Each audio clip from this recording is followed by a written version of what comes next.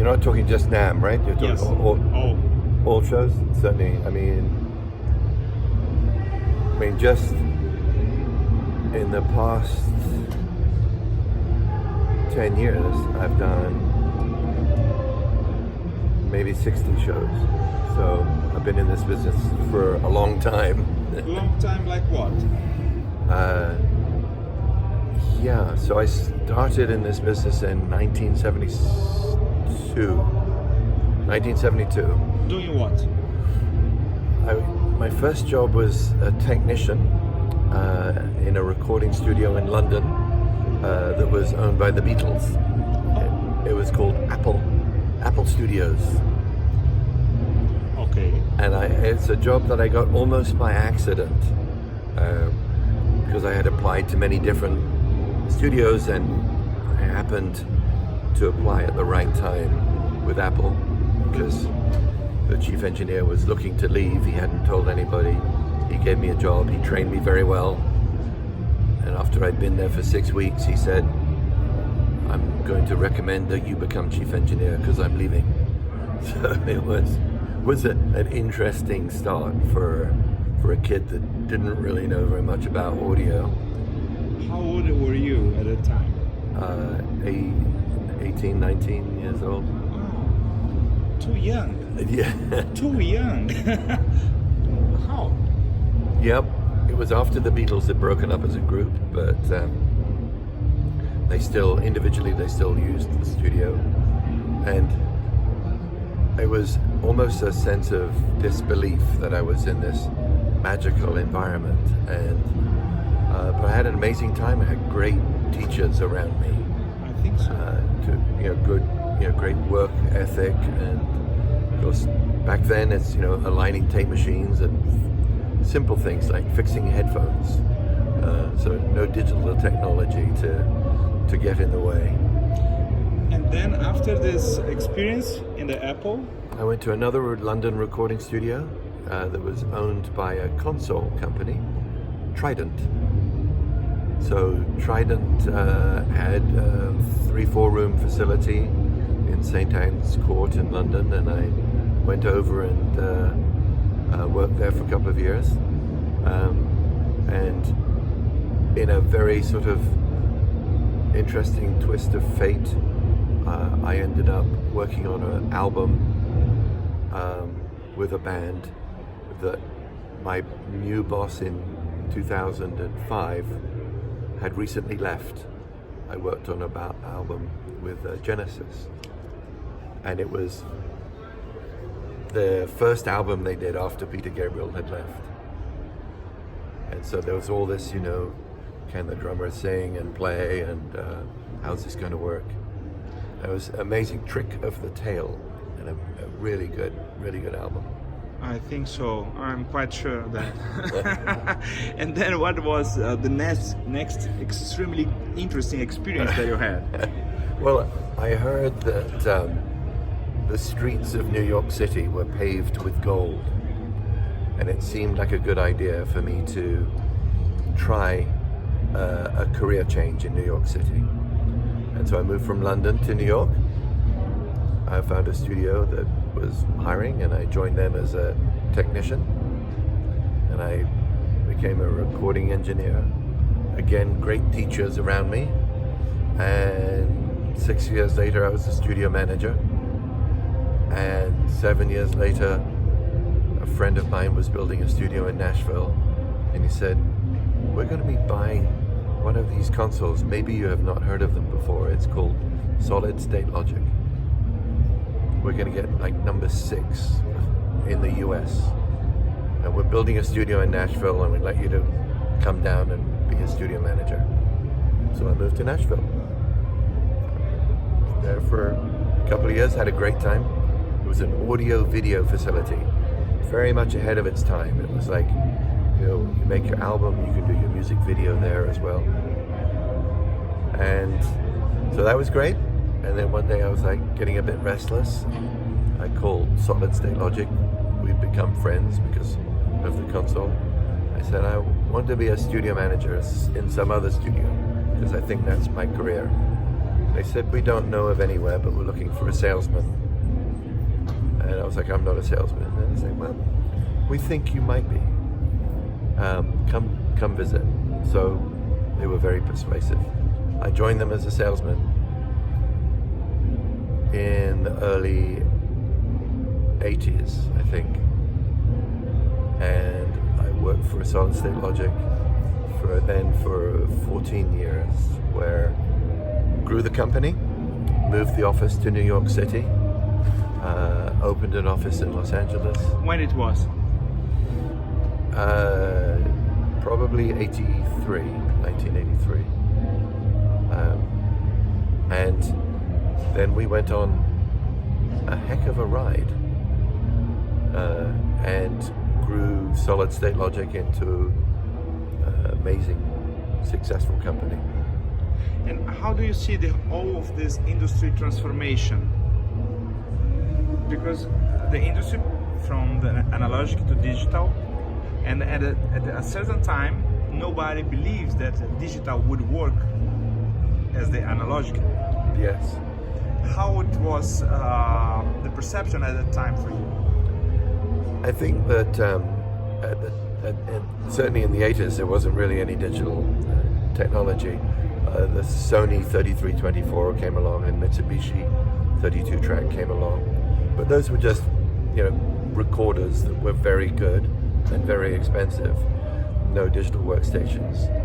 What was interesting for Solid State Logic is the digital workstation, when it became prevalent in the recording studio, it changed the relevance of us, because we had built controls for the tape machine into the console, and now you don't use them, because instead of working with a tape machine and looking this way into the studio, you're now over here on a workstation. And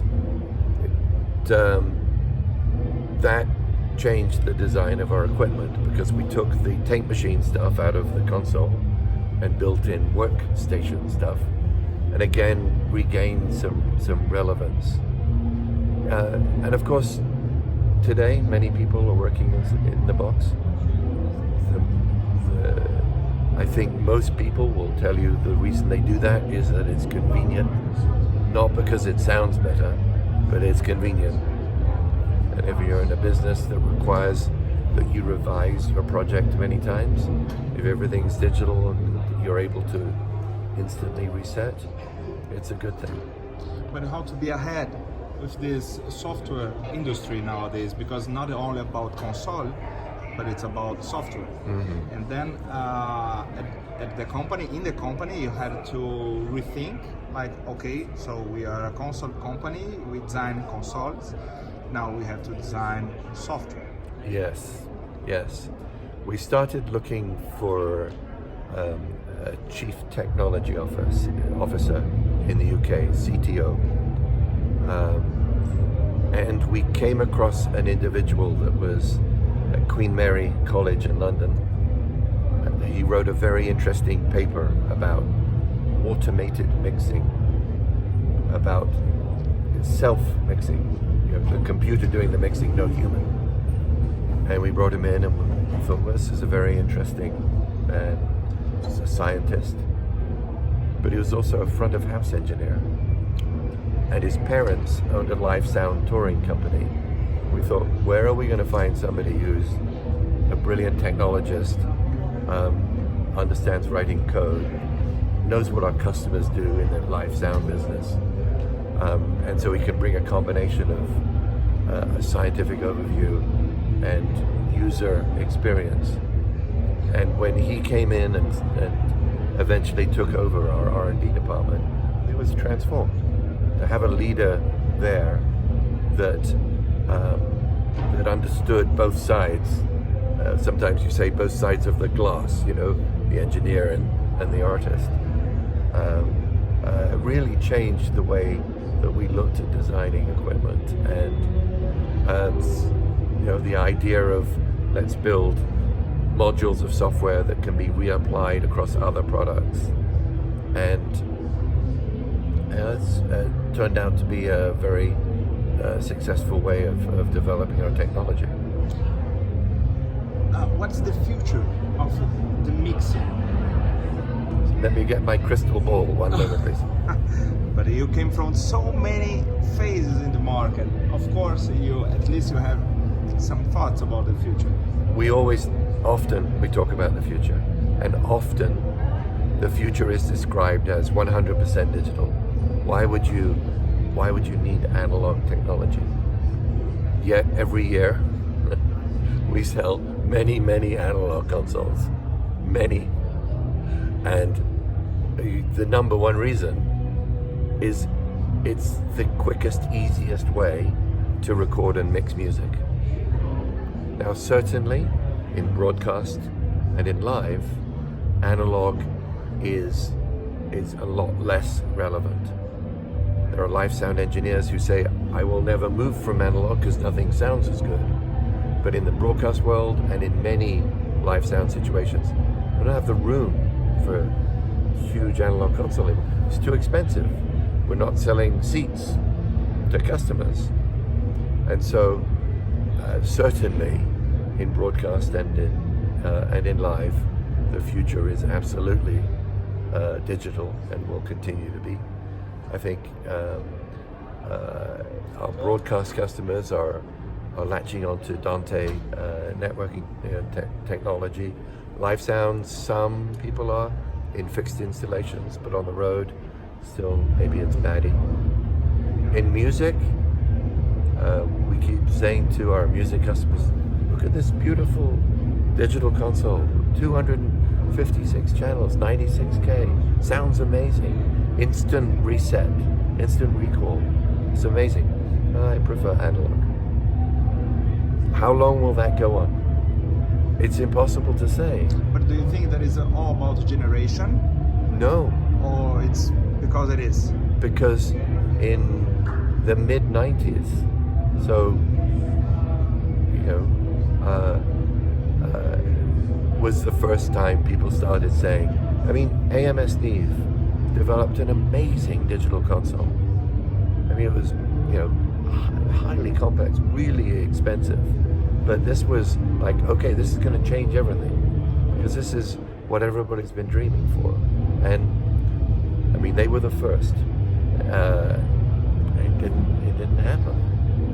And then, some people left SSL and set up Oxford Digital, and that had some success. But still, eventually they took them out. We just replaced an Oxford Digital console in Mexico with a Duality. It's like, it's not relevant anymore. Duality is what people are asking us for. Duality is an analog console. So, how long? I wish I knew that answer. Okay. And what, in your view, Piers, what's the difference of SSL to the others? I would say that our strength lies in listening to our customers, reacting to what they tell us, developing tools that allow people to work faster. So therefore, to do that, you have to understand how they work. So developing tools to allow them to work faster and sound better. And not being naive to believe that we know everything, because we don't. And very often when we're thinking of new ideas, we don't just speak to our customers, we speak to people who use other technology as well. What do you like about this console that makes you want to keep it? We often say you have 2 ears, 1 mouth. So act accordingly, more listening than speaking.